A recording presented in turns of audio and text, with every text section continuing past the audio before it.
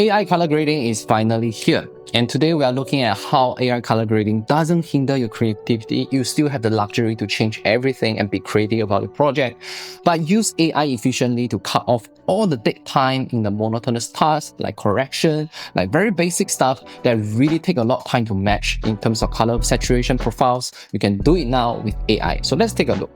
Today we have 4 shots here.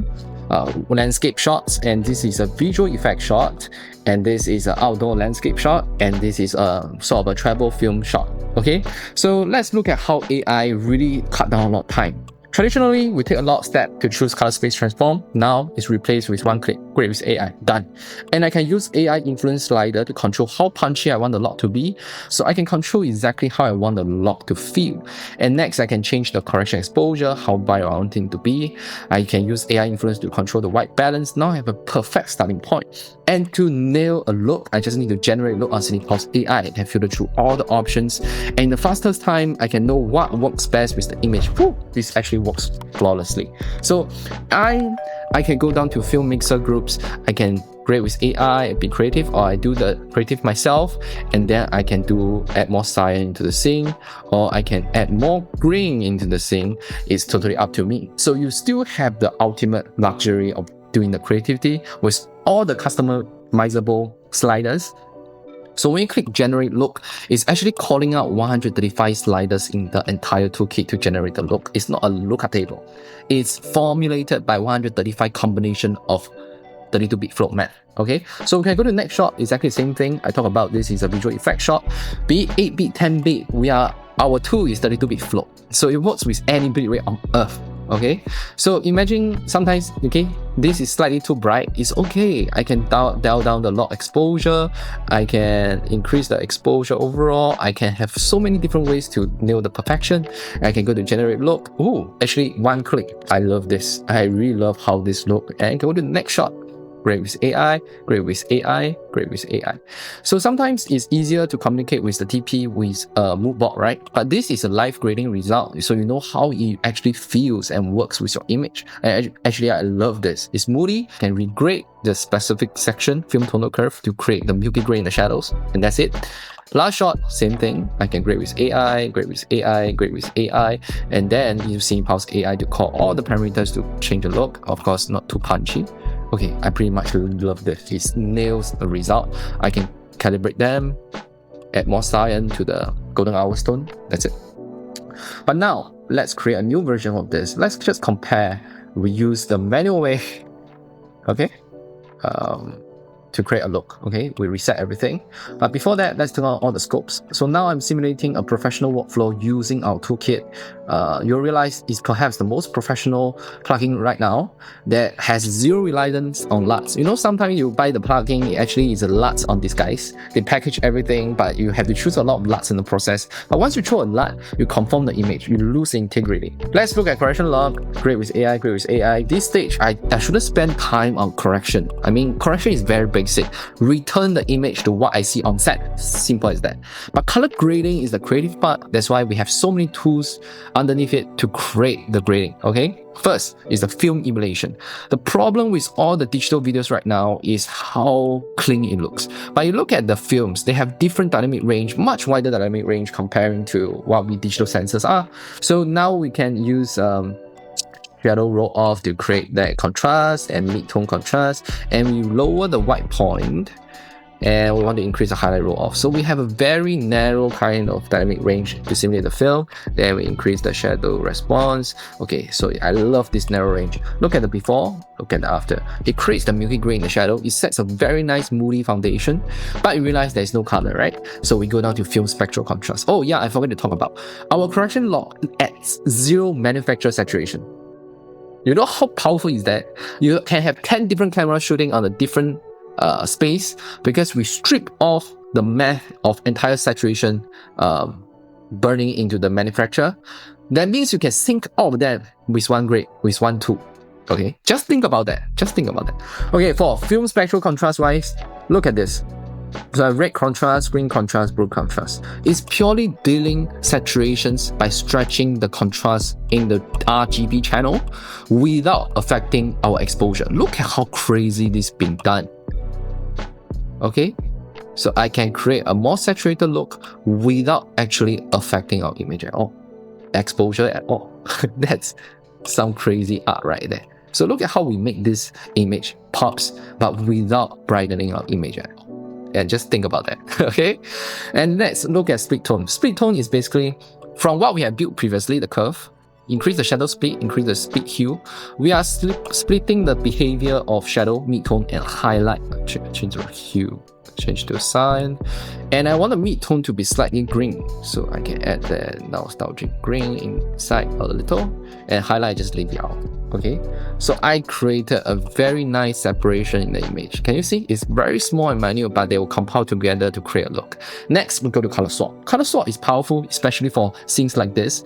If you don't like the pen's color, what do? You turn on the red mask, you see where exactly the red distribution is. You can use the red range to control how DaVinci Resolve interpolates the color information. So here is what DaVinci reads. Is the eye of DaVinci Resolve. So now we close this mask, I can change the hue. I can make it more purple, I can make it all degrees of cyan, but because of your different bit rate, you see deterioration, right? So we can't do too much within the zone. So let me make it slightly orange to sell the look and before and after. Okay, that's it. Okay, and now we can go down to color density. Color density is doing something very different. You remember just now we talked about spectral contrast, that adding saturation without affecting exposure. For color density, you are actually lower the luminance by increasing saturation. So let's increase the density and look at how the RGB parade behaves. The pixels brightness actually drops. So this engine is simulating the subtractive color science. As more color added to the scene, just like film strip, more colors means more dye to block the light. Simple as that. So that's how powerful it is. So now we have a very nice look before and after. Next, we go to color scheme. This is a very nice advanced system. So we can shift the hue until it hits orange. Yellow is not skin tone. Yellow is perfectly along with skin tone line and the vector scope. You realize some of the other things are being picked up, so you can use the skin range to define where exactly the skin.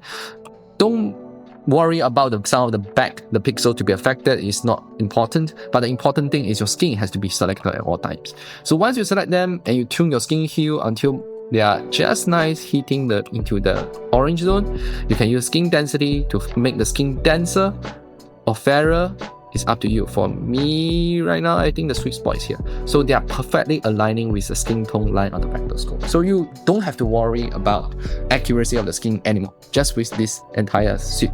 So you realize this is a holistic system built by people who understand color grading. It's not a joke, okay? It's not, oh, just throw the AI fluff, okay? AI is just there to make us work faster, but we still can remain super professional in what we do. So we look at FilmMixer.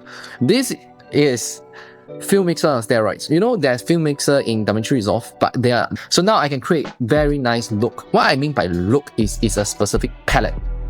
Palette is defined by complementary color set. So if you look at here, we have a white spread of color across quite evenly. But now I want teal and orange. So when I increase the teal and orange, look at what happens to all the other pixels. They are being massaged into a detailed palette. So we are really forming a look here. So when someone saw this, teal and orange, okay? There's a first reaction to it. So next is teal and pink. Teal and pink also have another technical name that is called two-strip effect. So let's increase the skin protection more. So you see it's very different. It's moving slightly off by a few degrees to align with the teal and pink style. Teal and orange is totally different treatment. So you can see the different applications. And you can show magenta and green. Look at how magenta and green will be applied. But look at how well the skin is protected in this space. When you look at show skin protection, your whole entire white mask is the areas being protected. Without skin protection, it looks like shit. But with skin protection on, this is how powerful the algorithm is. So every stage you've done in color scheme is helping you with all the readouts later. So it's a holistic color grading suite and system. They are not standalone. They read each other's data to remove the need to build an extensive node tree. You can do everything in one interface, okay? Next, let's build teal and orange style. I think it's easier, right? But now customization. I don't feel that teal yet. It's not that loud. So I want to make it more loud. So you look at the vector scope and look at these 9 sets of RGB. This is simulating the film channels. Each RGB channel have 3 RGB under them, making up 9 in total. So I want more cyan in the scene. Just look at vector scope. Opposite cyan is red. So by remixing red, I will get cyan. So I just need to reduce red output. Look at what happens. Immediately, I shifting all the red information in the pixels to go to the cyan zone. I get a perfectly isolated. Look at how nice. It's like I drawing a depth map, you know, on the background, creating that golden hours, 5 p.m. kind of look. Just process this whole information, okay?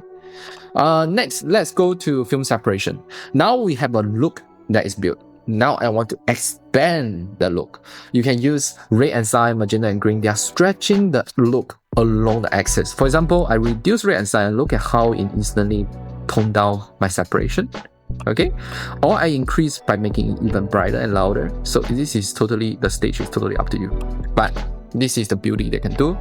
And I can increase magenta and green, right? I can use red, blue and yellow. I can shift them. I can calibrate. I can use hue rotation to rotate things back. You know, I can make it purple. I can make it pink. So you have all the controls to refine the palette. Okay. Then printer lights is the last phase where you want to work with colors that's outside the frame. Previously, all the entire stack is building on the look that is inside the frame captured. But now, printer lights is like injecting color. In traditional film, it's like shining a light over the strips to bring in the color. Similar here. So look at shadow production. Look at shadow production and skin production. When on the mask, you'll realize how well this whole entire idea is being preserved. Okay. When I turn off the skin production and shadow production. This is like depth map on steroids. So basically, I'm doing injecting color specifically only to very little areas to make a big difference on the image. For example, now I'm talking about vintage look. I can increase green, I can increase yellow. Look at how I add another warm and nostalgic into the scene, just with that little tweak. Okay, so that's all. I haven't talked about film texture yet, but this is enough to build a look. So look at before. This is version 1, this is us. But the difference is not huge. You get what I mean? The CinePulse AI already is a color grading assistant. As I use this tool more, you look at every slider change I make and save it as a local brain, you will understand how I grade. That's why the result is not too far apart. I think I just need to simply go down to film printer lights, I inject green, I inject yellow, I will get a similar result. Right? So that's how powerful CinePulse is. You think it's a fluff, but think about it again. I think 90% of colorists will not be able to achieve such a nice look in one note. It's impossible. It's impossible. You need a tree at least 15 notes to create it. So look at all this that's done. So we can of course fine tune. I feel this is too bright. I can lower the exposure. I can go to CinePulse AI to refine the look. Oh, actually I like this more. Okay, it's more cinematic. And look at how well this whole entire engine is. So that's all for this episode. I hope you understand how AI really transforms and cut down a lot of time. You won't be who you are yesterday. For now, once I build this tool, at first I begin to build this tool because I just very tired of creating all the notes, a lot of DCTLs to flood my entire project. I'm thinking about why I can't do it in one note. And the clients can't tell, they only care about the result. As long as the result is good, they will pay. But by shrinking the amount of time I invested into so many different things in the map, one tool can save me tremendous amount of time in correction, grading, and I can save it as a preset. I can use it on another device. It's insane. So treasure your chance, try out all the features for free, but take note, free trial is only 10.2, 11.3 is only for paid users. Treasure the Thank You 2026 promo code right now. It can save you 45% off. Okay, you'll kick yourself if you missed it. Okay, that's all for this episode. My name is Nash, Passion Fuels Ambition. I shall see you in the next one.